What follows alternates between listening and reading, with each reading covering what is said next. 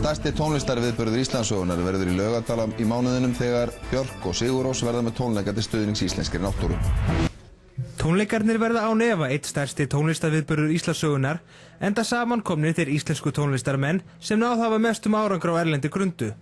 Mörgum eflaust í fersku minni tónleikar Sigur Rósar á Miklatúni í júlí 2006, en yfir 15.000 mann sóttu þann viðburð. Búist við að mun fleiri sæki tónleikana í Laugardalnum eftir rúma 3 vikur, enda aðgangur ókeypis. Yfirskrift tónleikana náttúra, en með þeim vilja listamennirnir vekja athygli á sérstæðri náttúru Íslands og hvetja til umræðu meðal almennings og stjórnvalda umhverfisvernd. Mér finnst bara Ísland vera á svo rosalegum krossgötum núna og of fáir ráðamenn þjóðarinnar að taka of stóra ákvarðanir. Svona mál sem að maður hefði helst viljað að færa í þjóðaratkvæðagreiðslu og kannski þetta svona okkar útgáfa, fyrst fengum ekki þjóðaratkvæðagreiðslu álverinn og þessi svona virkjunarmál, að þá þetta svona okkar tegund að þjóðaratkvæðagreiðslu. Nánar verður fjallað um mál í Íslandi í dag. Sarkallaði stórtónleikar á heimsvísu verða haldnir í Grasagarðinum í Laugardal 28. júní þegar Björk, Sigur Rós og fleiri koma þar fram undir berum himni. Jú, tónleikarnir eru til heiðurs íslenskri náttúru, en með þessu vilja listamennirnir vekja athygli á sérstæðri íslenskri náttúru og þeim krafti sem sú auðlind getur veitt okkur. Já, og Þorfinnur, þú varst nú svo ljónheppin að þú fórst einmitt og hittir þessa stórstjörnuna Björk í dag og Guðmund Pál Ólafsson líffræðing. Jú, mikið rétt, niður í Norræna húsi, og þau voru sammála að íslensk náttúra er ekki bara okkar einkamál, heldur eitthvað sem við eigum að afhenda næstu kynslóðum.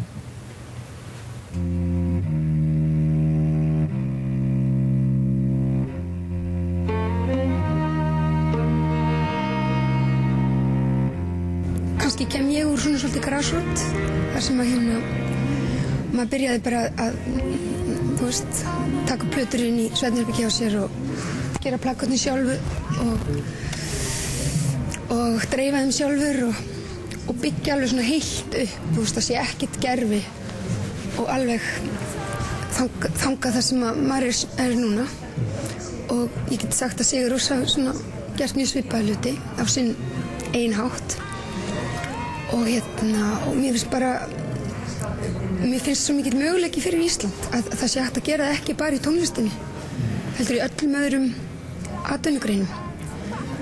Og þar sem mér finnst sérstæða Ísland vera svo mikið náttúran og flestir sem hafa atvinnu, eitthvað sambandi við Ísland eða Íslendingar, það er alltaf einhvern veginn tengt náttúrunni, skilur, hvort það séu lögin mín eða lögin, þú veist, hjá Sigur Rós eða þú veist, Ólafur Ragnar Grímsson er núna að halda fyrirlestur á erlendis grænt Ísland, skilur, og þú veist, það er náttúrulega hægt að gera lista marga blaðsíður og mér finnst bara svolítið mikilvægt og eitthvað sem að ég vildi náttúrulega helst ekki skipta mér á stjórnmálum og alveg mjög ánægð bara í mínu stúdíu með mín hljóðfæri. En ég held ég gæti ekki, þú veist, sest í ruggustólinn og sleppa af. Því mér finnst ég hafa eitthvað með því að hafa ferðast svona mikið alþjóðlega og skilið vægi Íslands erlendis, hvað Ísland stendur fyrir, skilur, eins og ég var að tala áðan.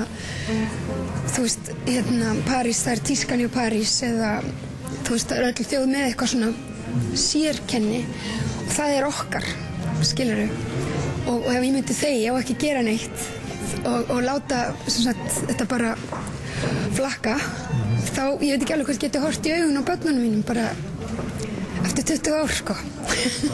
Tónlistamenn hafa nú verið dálítið miklu skörungar í þessari baráttu og listalífið í landinu hefur skipt sköpum í allri umfjöllun náttúru og náttúruvernd og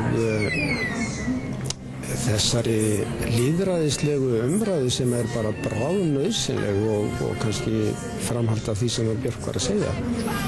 að við eigum að taka þátt í þessu. Við berum ábyrgð ekki bara á börnunum okkar, heldur við berum ábyrgð á landinu okkar líka og pólitíkinni sem að hérna er rekin. Þetta er ekki einkamál stjórnmálamanna. Þeir vilja fá frið til þess að vasast í þessu, en þeir eru bara kosnir á 4 ára fresti. Og síðan eigum við að endurtaka leikinn á 4 ára fresti. En það er ekki svo. Allir dagar eru dagar lýðræðis og við höfum þá skyldu sem þegnar þessa þjóðfélags að tala skýrt á hverjum einasta degi. Já, ég hlakka bara til að finna fyrir andanum. Ég held að fólk eftir að koma með mikið með sér og það er allt öðruvísi stemning á svona atbyrðum heldur en á venjulegum tónleikum, skilur. Þannig að, og ég er alveg vona líka bara með að vekja þessu umræðu upp og hérna að það gerist margt annað í kjölfarið og ég skil ekki ennþá okkur, það var aldrei þjóðatkvæðagreiðsla þessi álver. Ég skil það ekki ennþá, en þetta verður kannski okkar svona tækifæri að láta í okkur heyra og okkar tegund af þjóðatkvæðagreiðslu.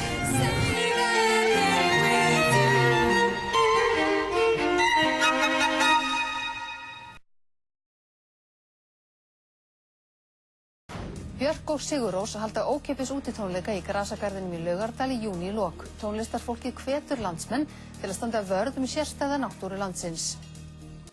Heimsviðburður verður í Grasagarðinum í Laugardal 28. júní þegar Björk og Sigur Rós halda þar stórtónleika með yfirskriftinni Náttúra.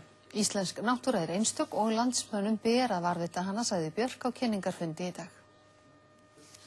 Listamennirnir vilja hvetja til umræðu meðal almennings og stjórnvalda náttúru Íslands og umhverfisvernd.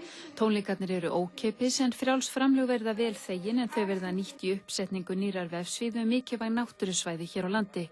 Tónleikarnir eru haldin af frumkvæði Bjarkar Guðmundsdóttur. Þetta litla land, það vita allir hvaða staður þetta er. Og þetta er hálfgerð paradís.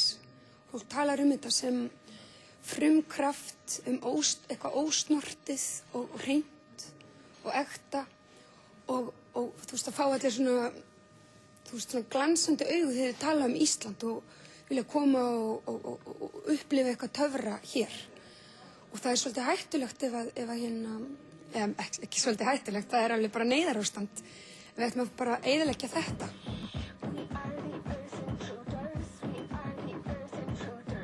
Og það má búast við mikilli tónlistarveislu þann 28. júní. En ætlar Björk að taka lagið með Sigur Rós? Það er svona í umræðu en það er kannski aðeins svo snemmt að segja núna. Þeir eru úti núna í tónleikaferðalagi en koma bara heim og kannski fá okkur kaffibolla saman og sjáum til.